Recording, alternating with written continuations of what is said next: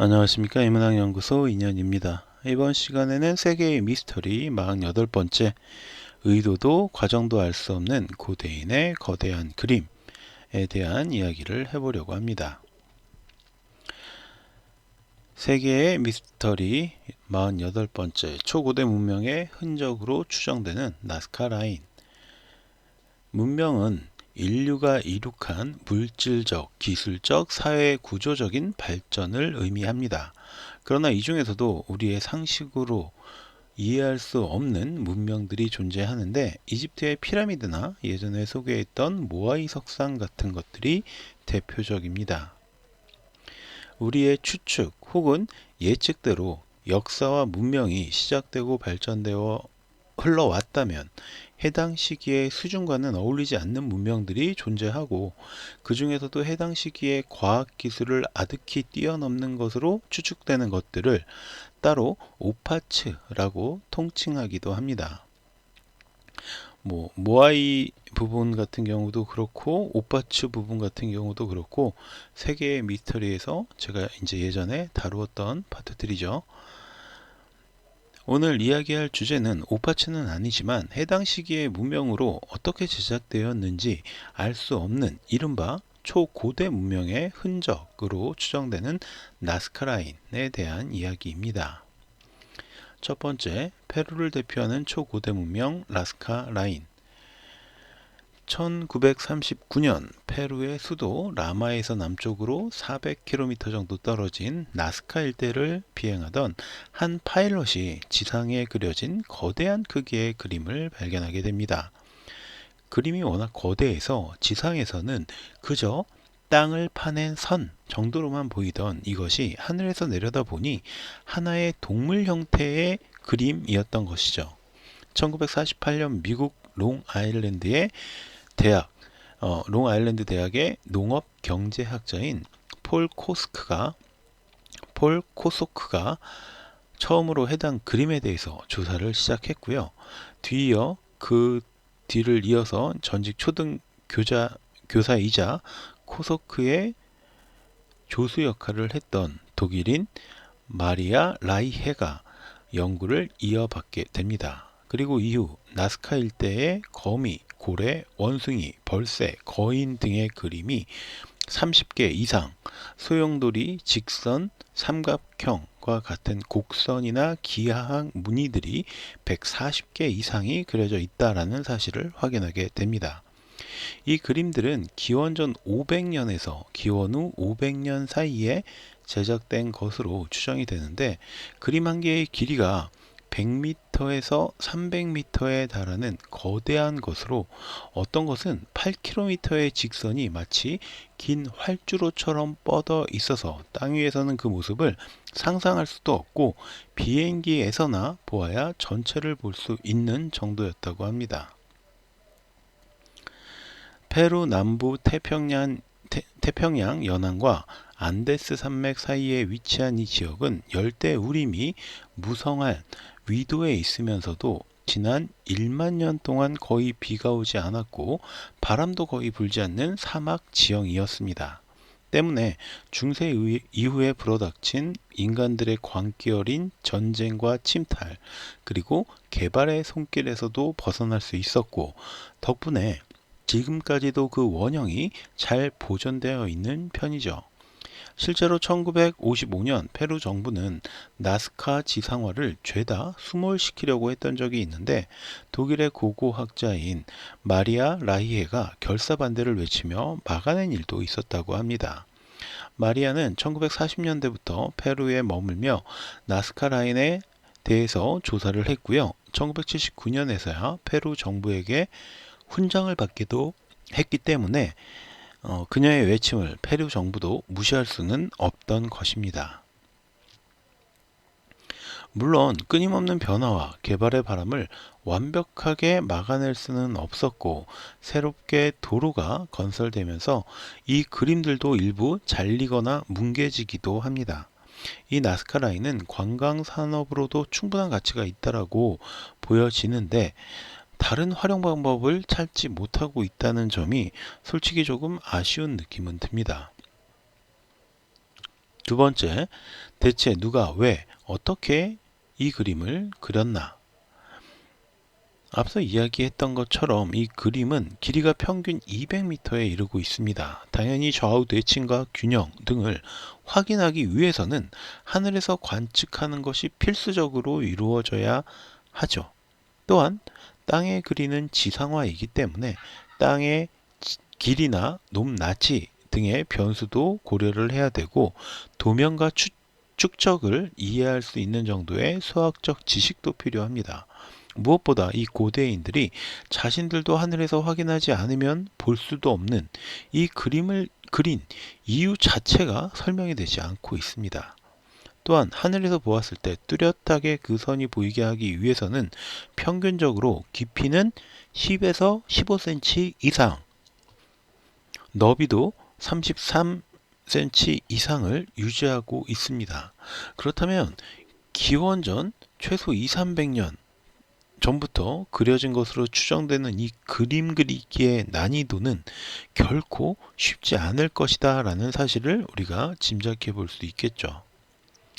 오랜 시간 이 나스카 라인에 대해서 연구했던 마리아 라이헤는 고대 나스카인들이 천문학적 지식을 기록하기 위해서 만들었을 것이다 라고 추론합니다.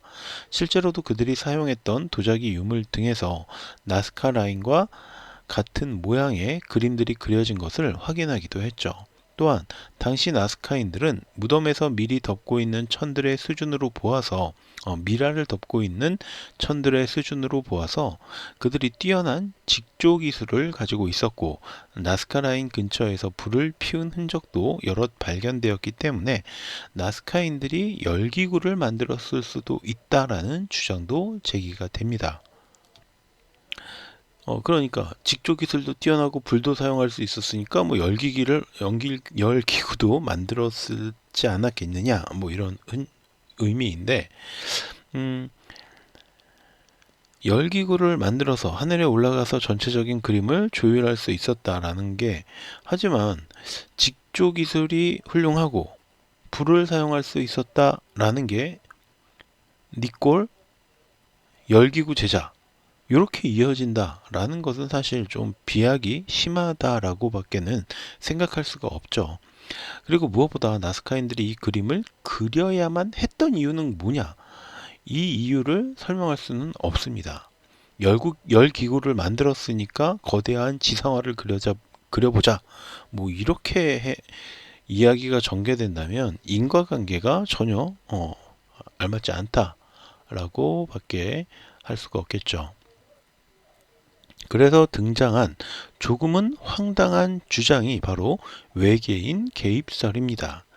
이들은 그림의 일부에서 인간의 형태이면서도 인간이 아닌 듯한 그림이나 활주로를 연상시키는 직선 위주의 그림 등이 있다라는 사실을 통해서 나스카 라인이 외계인들이 지구에 이착륙하기 위해 그려둔 일종의 표지판이다라는 주장을 하기도 합니다.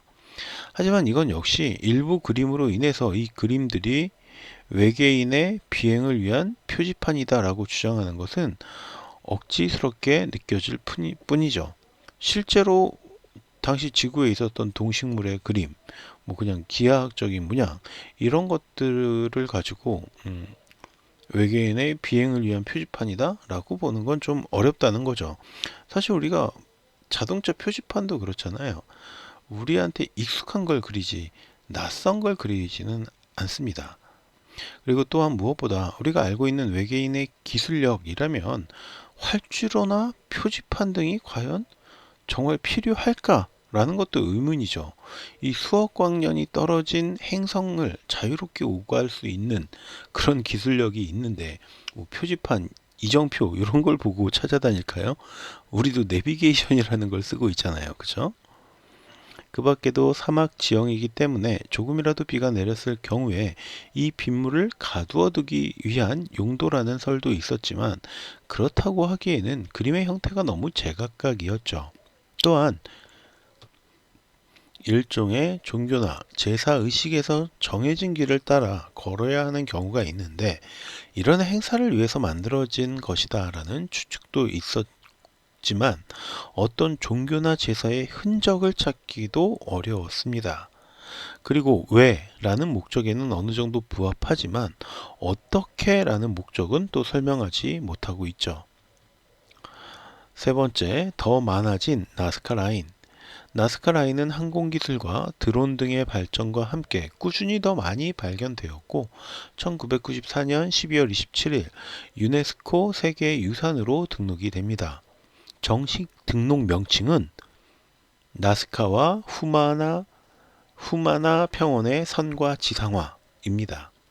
그리고 바로 작년인 2024년 9월 27일 현재까지 발견된 숫자와 비슷한 이 303개의 나스카 라인이 새롭게 발견이 되면서 연구의 전환점을 맞게 됩니다. 당시 미국 CNN 등 외신은 페루 고고학자와 일본 연구팀이 페루의 광활한 나스카 사막에서 인공지능의 도움으로 무려 303개의 나스카 라인을 새롭게 찾아냈다고 보도합니다. 이번에 새롭게 발견된 나스카 라인 역시 주로 야생동물이 그려져 있는데 새, 거미, 머리 장식을 한 인간 모양의 인물, 범고래, 식물 등이 굉장히 다양하게 발견이 되었다고 해요. 이 새로운 발견이 흥미로운 점은 이 인공지능의 활약이 돋보였다라는 사실입니다. 과거에는 광대한 지역을 담은 항공사진을 육안으로 보면서 나스카 라인을 찾아내곤 했지만 최근 몇 년 사이에는 이 AI 딥러닝 기술을 통해서 인간보다 약 21배 빠르게 지상화를 식별해낼 수 있게 되었습니다. 이번 발견의 경우에도 AI는 해당 지역에서 47,000곳 이상의 잠재적인 장소를 선별했고 연구진은 이 중 순위를 매겨서 가장 가능성이 높은 지역 1,309곳을 뽑아냈고요. 이후 연구팀은 단 6개월 만에 현장 조사를 통해서 총 303개의 나스카 라인을 찾아낼 수 있었습니다. 지난 100년 동안 총 430개 정도의 나스카 라인을 발견했다라는 사실을 고려해 본다면 이 AI의 기술이 얼마나 큰 도움을 줬는지 우리가 짐작해 볼 수 있죠. 특히 이 연구를 이끈 일본 야마가타 대학 사카이 미사토 교수는 아직도 가능성 높은 후보지 968곳을 조사하지 못해서 앞으로 최소 248개 정도를 더 발견할 수 있을 것이다 라고 자신했습니다. 즉 이 사막 지역에 더 많은 거대 지상화가 숨겨져 있을 것이다 라는 의미가 되죠. 이로써 이 나스카 라인은 현재까지 발견된 것과 발견 가능성이 높은 것까지 약 1,000개 정도에 달하게 됩니다. 그럴수록 대체 이 기원전 시대의 나스카 사람들은 대체 어떻게, 무슨 이유로 이 수많은 거대한 그림을 그렸는지 미스터리해질 뿐입니다. 결국 이 나스카 라인은 과학기술의 발전으로도 해결하지 못하는 미스터리로 영원히 남게 되지 않을까라고 생각을 해봅니다. 자, 그럼 오늘 이야기 여기서 모두 마치도록 하고요. 저는 다음 시간에 또 다른 컨텐츠로 찾아뵙도록 하겠습니다. 오늘 제가 들려드린 이야기가 여러분의 흥미와 호기심을 조금이라도 만족시켜 드렸다면 구독과 좋아요도 부탁드리겠습니다. 감사합니다.